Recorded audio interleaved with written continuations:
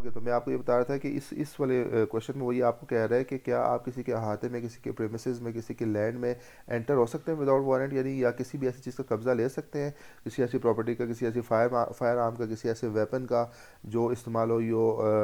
Terrorist act में या schedule offence में।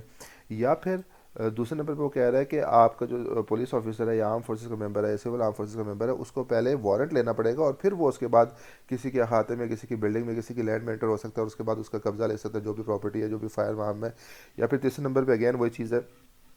कि जब तक उसको कोर्ट के ऑर्डर नहीं मिलते तो तब तक वो किसी के अहाते में एंटर नहीं हो सकता, किसी की बिल्डिंग में एंटर नहीं हो सकता, किसी के लैंड में एंटर नहीं हो सकता। तो इसमें भी मैंने जैसे आपको बताया कि ये टेररिज्म का एक्ट बड़ा स्ट्रिक्ट है, इसमें लॉज बड़े स्ट्रिक्ट है। तो इसमें भी आप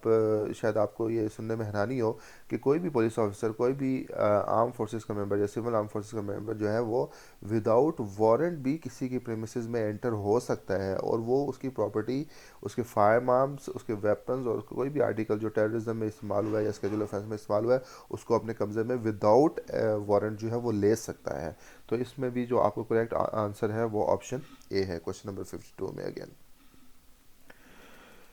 क्वेश्चन नंबर 53 पे आते हैं जी। वो कह रहा है कि section 6 of anti terrorism act 1997 deals with, section 6 जो है एंटी टेररिज्म एक्ट 1997 का किसका डील करता है। अगेन इस तरह के जितने भी क्वेश्चन है उसमें आपको चाहिए कि सारे ऑप्शंस जो है आपको पता होना चाहिए कि कौन सा, जैसे आप वो कह रहा है डेफिनेशन, तो डेफिनेशन के साथ सेक्शन 2 डील करता है, ये आपको पता होना चाहिए। Calling of armed and civil forces, इसके साथ सेक्शन 4 डील करता है, ये आपको पता होना चाहिए। Use of armed and civil arm forces, ये आपका सेक्शन 5 है, ये भी आपको पता होना चाहिए। और सेक्शन 6 जो है ये बेसिकली आपका टेररिज्म को डील करता है, तो यहाँ पे वो सेक्शन 6 का ही आपसे कह रहा है, तो ऑफ कोर्स इसका आंसर डी है। लेकिन इस तरह के क्वेश्चंस में आपको बाकी ऑप्शंस का भी पता होना चाहिए, इससे ये होता है कि आपकी ऑटोमेटिकली प्रिपरेशन हो जाती है